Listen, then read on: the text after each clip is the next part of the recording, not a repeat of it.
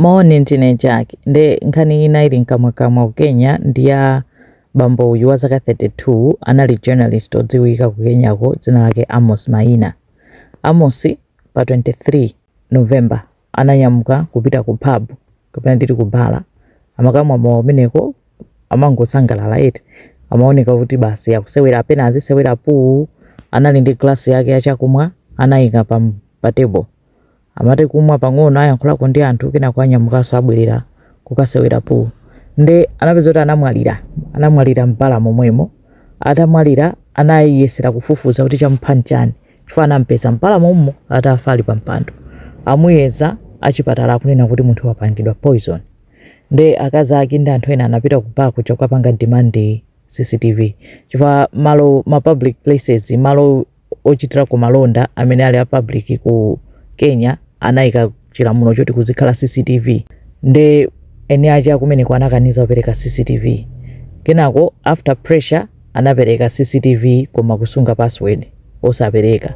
kenako more pressure kenako anachita release ino chani password ija nde atuluka CCTV yo ikusonyeza kuti Amos amasangalala eti ayankhula ndi awa basi akupita kukangata kuvina akamwa mowa wake ukusiya pa tebulo kupita akasewere pool kenako akayankhula ndi anthu ena akasewere pool akamwa abwereranso pa table pake pena anakhala anazayankhula ndi anthu ena ake awiri pa table pawo sanamwepo chakumwa anachoka bwinobwino kupitiriza kukasewera pool anakhala ngati waitanisanso chakumwa china ndi mzimayi wina amene wavala cha yeroyo anabwera kuzampasa chakumwa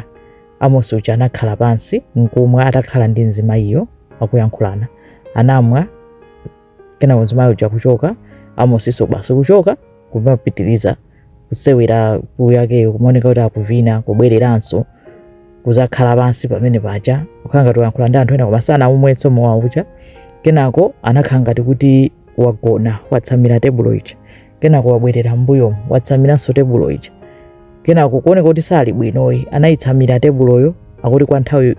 almost 1 hour atangokhala choncho kopalibe amene amaganiza kuti china chake sili right amaona ngati wangogona kenako anakhala ngati wakhazikika chatsonga kenako basi mutu ukhala ngati wagwera kumbuyo anthu amaona ngati Amos waledzera kugona osadziona kuti munthu wafa anabwera waitress wina kuzamuyankhula sana yankhe kenako kubwera ena kuyesera kumusuntha kumkhazika kuti akhale ngati watsamira table ija ata amaona ngati wagonabe koma munthu anali kuti wafa kalekale kunabwera brother wake kuzamuona kenako anatuluka brother wake uja kubwera ndi anthu ena kenako mkazi wakenso kubwera pamene anthu amamunyamula kutuluka naye Amos watani Amos wamwalira ndi nkhani ndionena kuti munthu akuoneka kuti watani atamuyeza apeza kuti ali ndi poison mthupi ndi chomwe anaoneka kuti wamwa ndi drink yomwe wampasa waitress amene wavala cha yellow ndi anthu anaonena kuti afuna mayankho kunena kuti zikukhala bwanji ndi kuti afuna kuti atchule anene kuti poison wake chenicheni chomwe chamuphacho ndi chani koma anthu ambiri akunena kuti waitress wafotokoze sizikudziwika kuti ngati dali waitress yo koma chokumwa chomaliza chomwe anamwa ndi chomwe anapangidwa save ndi waitress yo ndi nkhani ili nkamwa pakali pano akadafufuzabe kuti chachitika nchani ndipo chifukwa chani